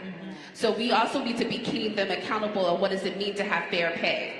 We also need to be keeping them accountable of what does it mean to also have paid parental leave. What does it mean for us to be thinking about this full range of things so folks can actually give themselves options? Because abortion access is more than about, oh, well, I just woke up and I just don't want to be pregnant. Even though sometimes that is the question, or sometimes that is the answer. Abortion access is about all the pieces, because we know that most people who have abortions are already parents, right? We know that, so they are making, and most times they are making economical decisions. So how do we also address those issues as well?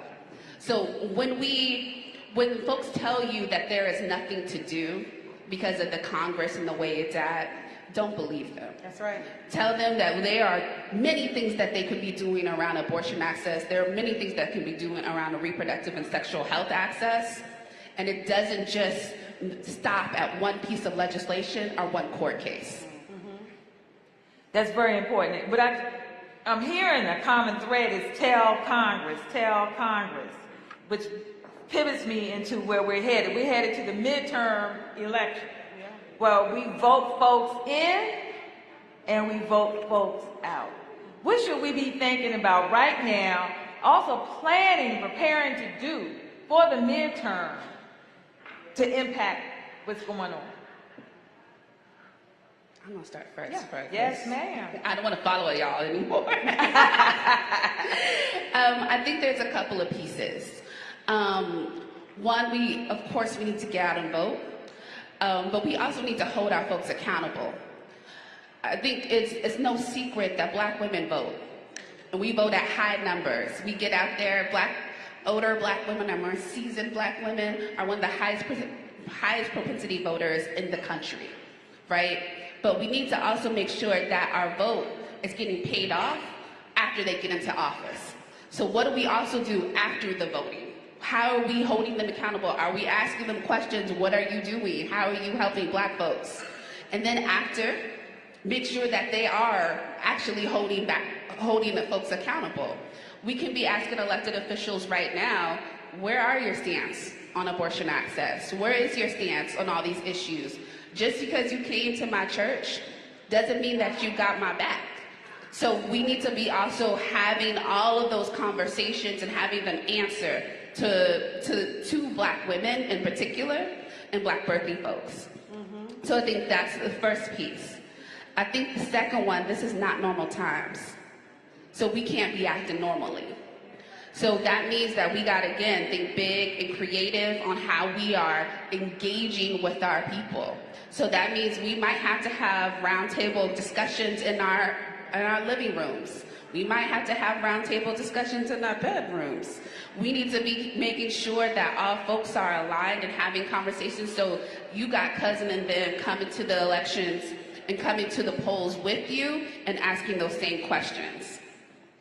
So I'm so glad to know that I'm at the end of the stage with the not normal. Because see, so I sat in the right chair. Because while I'm working to get everybody that I can to vote, we have the opportunity to lift up things. We can say, oh, your choice is this. And we have a Reverend Warnock from Ebenezer that's articulate, educated, the examples. So it's like, you can go with this or you can go with that. I want to be a little bit ahead. So where I am in the curve, let's make voting mandatory for anybody that gets a government amount or pays taxes. Now, it's not going to probably happen, but that's my position. Let's make voting mandatory. What is that? That is going beyond where we are. And then I want the people with the Constitution to explain, let them get on the page. And no, we don't want to do that, because they've had me running against a flow. So I want to change the flow of the river and say, anytime we're in a state where people can visibly try to tear down the government, we need that big change that you're talking about in a bigger vision. So make it mandatory. So in my conversation with young people, I'm saying, yeah, I'm working hard to make sure you're going to have to vote. So you might as well practice now. And that's the way, and thinking that's ahead, because we keep on fighting on the rear. While people, and any time we win, folks start shooting. So we have to have an analysis that deals with, white men wanting to have it all for themselves only. And a strategy that, yes, we get our community to turn out because we show the example.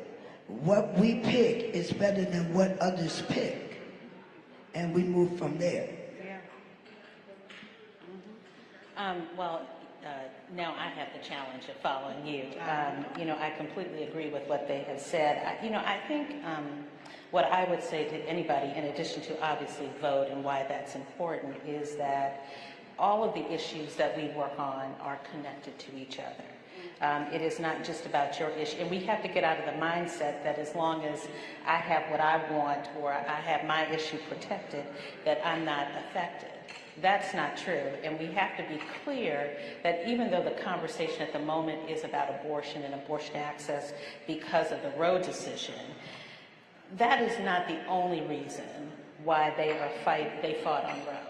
That was not the only reason that they stacked the Supreme Court. This is a conversation about power and about control. If you look at the decision from Justice Alito, he tries to dress it up, but he talks very little about women. Doesn't say much about all the issues that we care about, doesn't say anything about that. Tries to just say, this is just a little bit about abortion. We're not going to touch all these other issues. And it's a deceptive ruse to make us try to not understand that what this is really about is just putting the power in the hands of a handful of people in the states, mostly white men, who are against all of our issues, right? The same people who are pushing anti-abortion restrictions are pushing anti-climate restrictions. They're pushing ACA restrictions. They're pushing, all the anti-voting. This is about power. And the way that you push back on that is that you leverage your own power, right? They're fighting so hard because they see the writing on the wall. Right? Our numbers, whatever people say our numbers are, they know that if we work together and we collaborate and we don't pay attention to their narrative and just fight, we will win. Right? Like that's part of what happened in Georgia.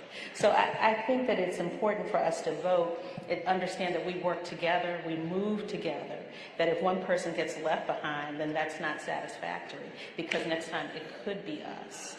And we have to understand what the fight is about. The fight is about control and power, right? It's not just about singular issues. It's really about who gets to control our bodies, right? Like who gets to control how we live, how we breathe. That's what the fight is about. So we have to be clear about that. And I think if we are clear about that, if we get out of our silos and we work together, we can accomplish meaningful change. So for the midterms, you seem to amplify our issues, to be very clear about it and why we're voting, and also to connect with others and have a thread between us instead of these separate. Absolutely, and that we have to work together, right? Like I may not work on climate issues, but I understand we need to work together. I may need to be in a state that I'm not normally in and work on that issue, because at the end of the day, it is part and parcel of the same problem. Right. That's a good point, especially at the national level, because we all want our name, and that's it. Yep. Go ahead. No, that's so real. I really appreciate you saying that, because I know that we're having like this national conversation, and it's like we are these national organizations that have name recognition and like the ability to like really reach lots of folks like in one thing.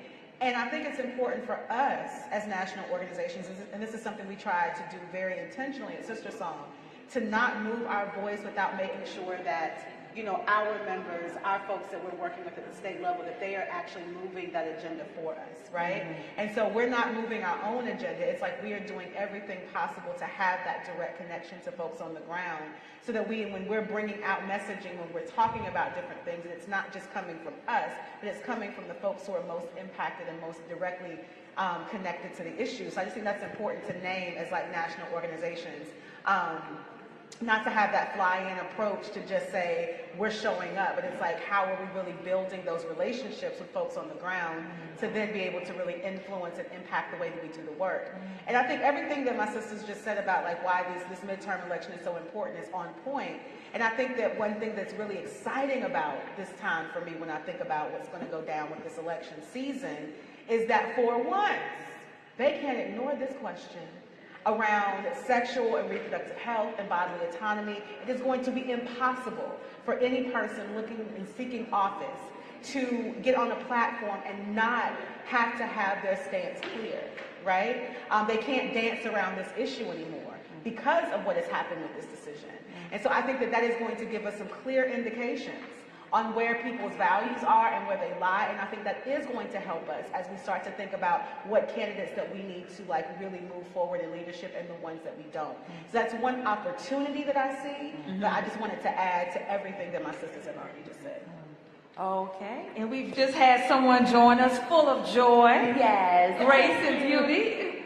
I'm asking you to do a self-introduction. Yeah. And we're talking about, we're looking at things on a federal level, on a national level. Yes. And after you introduce yourself to everyone, help us understand what we should be doing with Congress right now. What more can Congress be doing right now, given all of the, in particular, the recent Supreme Court decisions? Yeah. And the Biden-Harris administration, they have power right now. Right. So my name is Joy Cheney, and I bring you greetings always on behalf of forever Mayor of New Orleans, Marc Morial. Just left him, that's why I'm running a smidge late, and I apologize. Thank you for your graciousness. I run the Washington Bureau, so I had the policy and the advocacy arm of the National Urban League, and it's my privilege always to join you here. With my sisters on the stage, we're always doing stuff together. So, you know, in terms of what Congress should be doing, they got to get rid of the filibuster. And so you might say, well, what does that have to do with abortion? What does that have to do with voting rights? It has everything to do with it. And it also has to do with what Jocelyn was saying a few minutes ago. This is really about a minority population, a minority group, trying to make sure that they can counteract and that they are using the levers of power in Congress, in the courts, the Electoral College, to make sure that even with a minority of votes, a minority of people, that they can control. It's modern day apartheid. And we have to recognize what's going on. It doesn't really matter the topic, it matters to us. It matters to the people who are going to be influenced, but to them it's all one and the same. And the first people who were identifying this as a through line were Black women. We've been saying, guys, something else is going on here. This isn't about abortion alone. This isn't about voting rights alone. This isn't about gay marriage alone. This is about states' rights. This is about trying to control, a minority trying to control what the majority does. And so we have a filibuster that means that even though we have a majority of people in Congress, we have to have a supermajority, 60 people. Where in any other place do you need 60 people to move things forward? And as Martin Luther King said, as we're saying today, the filibuster is an existential threat to democracy. We cannot, it's why we can have gun laws blocked unless you have a very benign one. Blocked is why you can have that. It's why you can have a block on the codification of Roe bill. It's why you can have a block on the voting rights bills that all of us fought so hard for.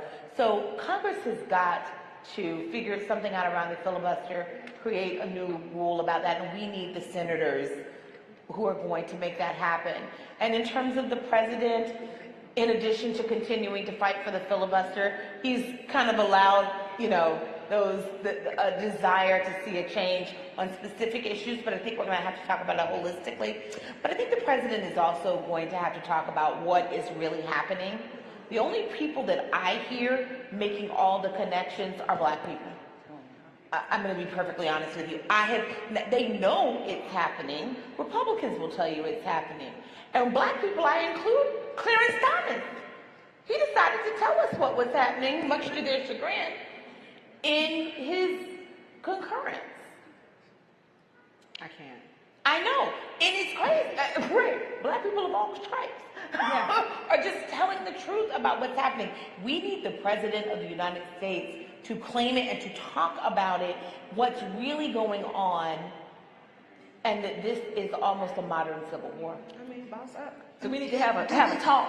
We need to have a talk with the president. Yeah, it's not just about each individual issue. That can divide us because on any given topic, but a collective issue is just about. It's about the overarching strategy that's at play here. I think talking is so great. It just hit me right now. Like, I think we got to talk to the president. We got to talk to these people.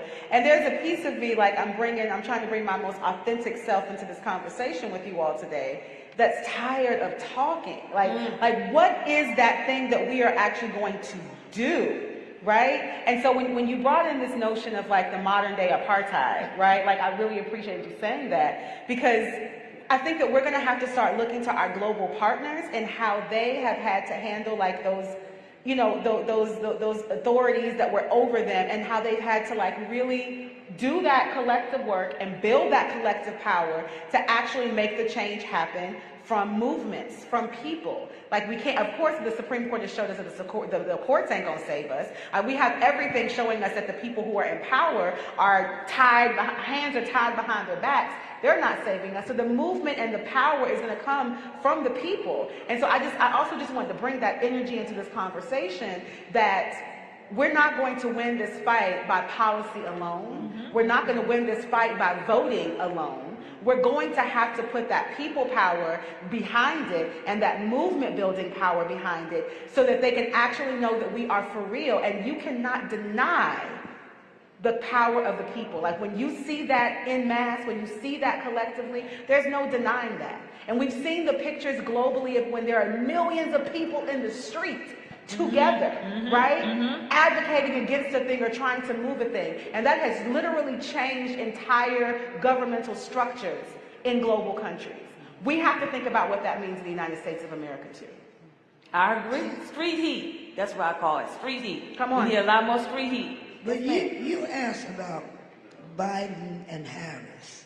And my mind is sitting here thinking, what could Joe Biden do? And I'm stuck. So I'm going to park that one.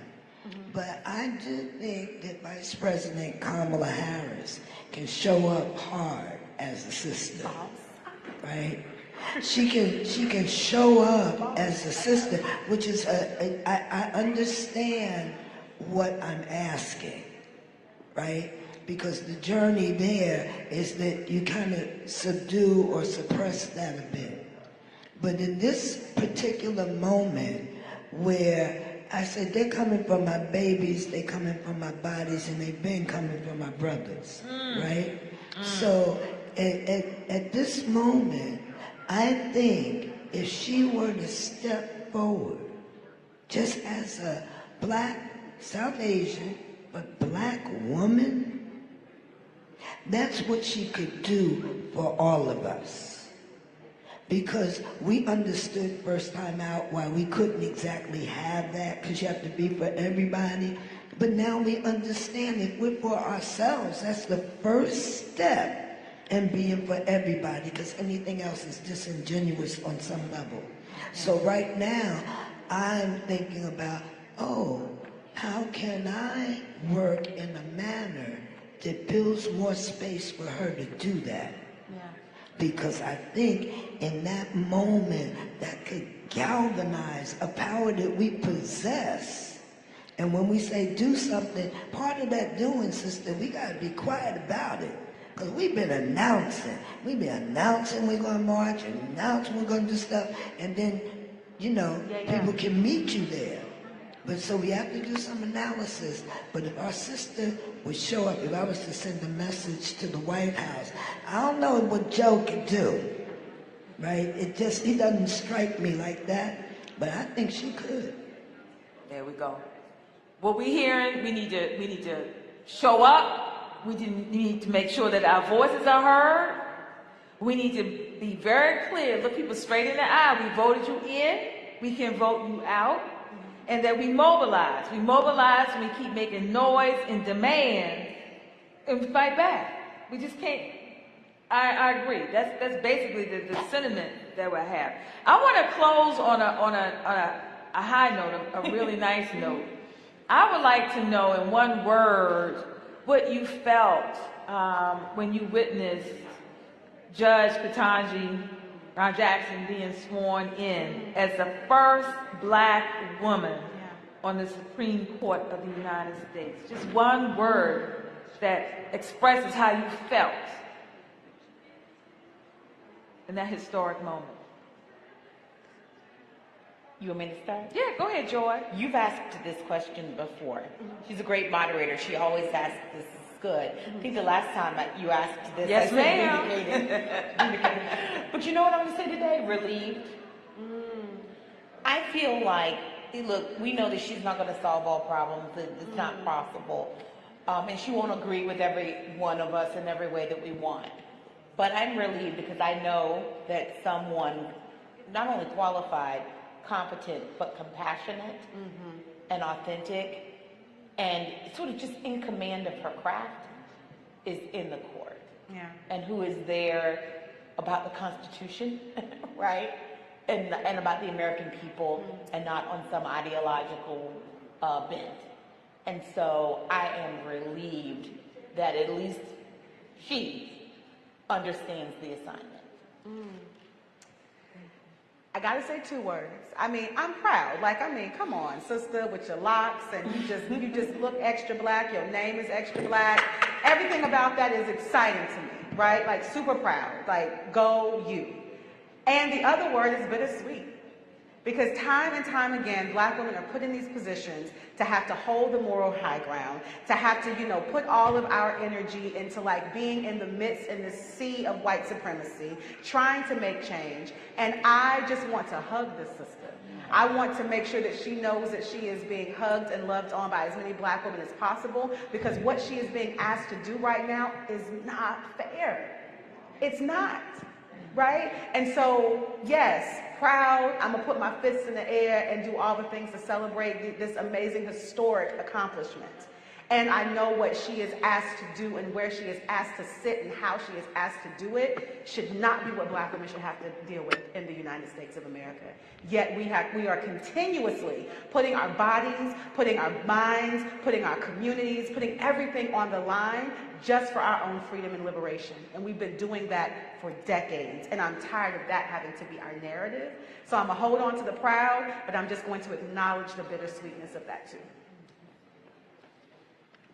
I would say hopeful, because I think that even in the midst of all of the challenges that we confront, I can still hold on to the fact that this brilliant black woman is now seated on a court where she had every right to be.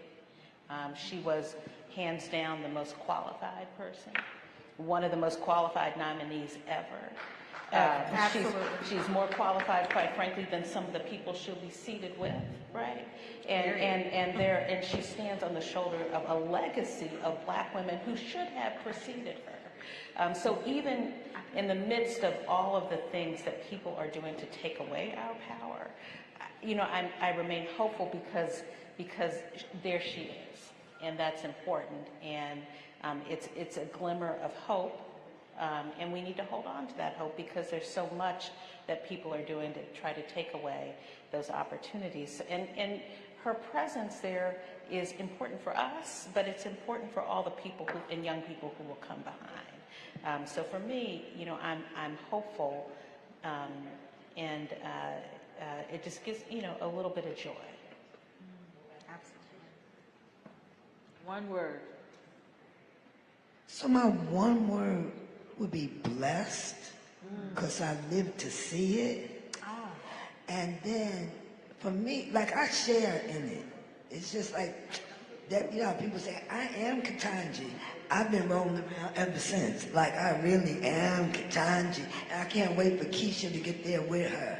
And then little Jamal gonna come on in and we're gonna really turn it around. So I am feeling really, really validated, because I walk around saying the reason why we struggle so hard is because we are the best and the brightest, period. I mean, yes. Best and the brightest, period. And the best and the brightest are given assignments.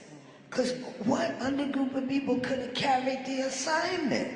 I'm saying globally, the assignment. I mean, from South Central to South Africa. We carried the assignment, and we tried to bring humanity up and forward. And Ketanji has got it. She is the hope of the nation. Without that, we're going to need another constitution. I'm working on that. Anybody interested? We get over in the small room later on.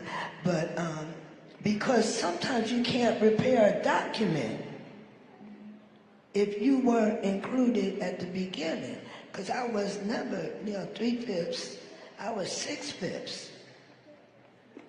Well. Close us out. I was like, dang, again. You got this one, baby.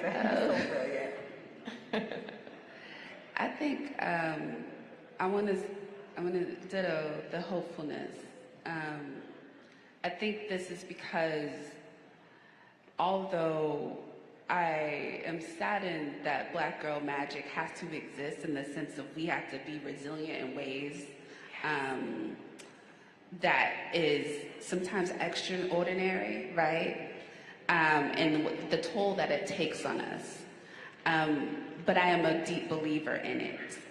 And I know even though it's just one person, but that one person, I believe in the power of Black women, and that one person, even though it's not going to radically change the court, to have that voice in there, to have representation in there, to have somebody who can bring voice to the natural hair conversation or whatever we need to have a conversation is hopeful for me.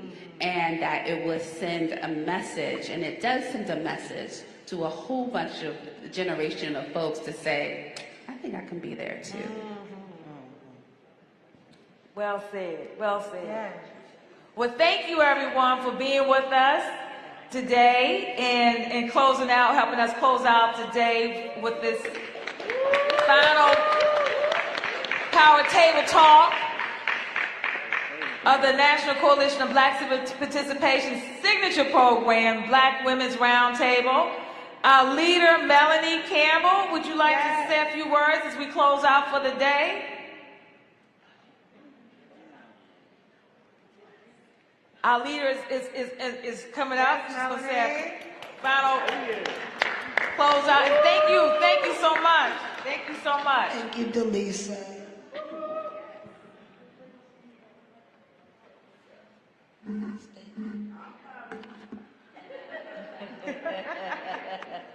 Can we give our sister Dr. Delisa Saunders a round of applause? And actually, Tanya's going to close us out, our Vice President of Operations and Events Management, Ms. Tanya Tyson. And I want to thank everyone who hung in here from 9 a.m., a lot of y'all, to now. And I think we're closing it out on time, right at 2 o'clock. And as she's coming up, I want to thank Roland Martin Unfiltered again for live streaming this today and getting it out of this room. And I have a board member in the room, our sister Tanya Lombard from AT&T, Vice President, and our sister Queen. If you want to have a good time, spend a little time. She let you in that circle band, and we had. I'm just telling you, this sister does so much. She has something called Humanities of Connection.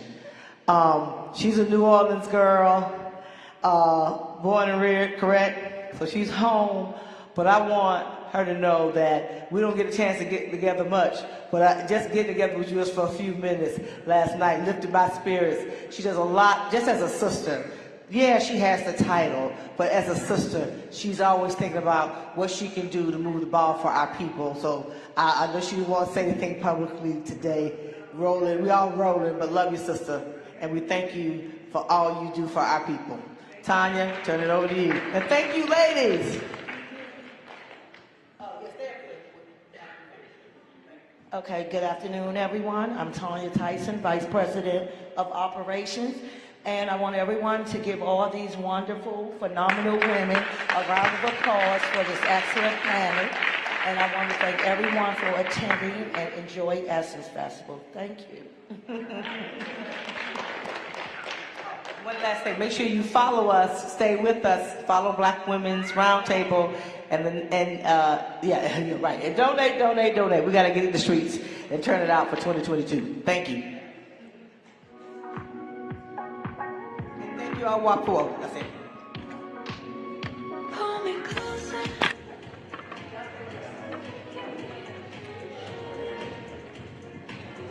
So we're gonna do a few interviews real quick. Okay. Over there.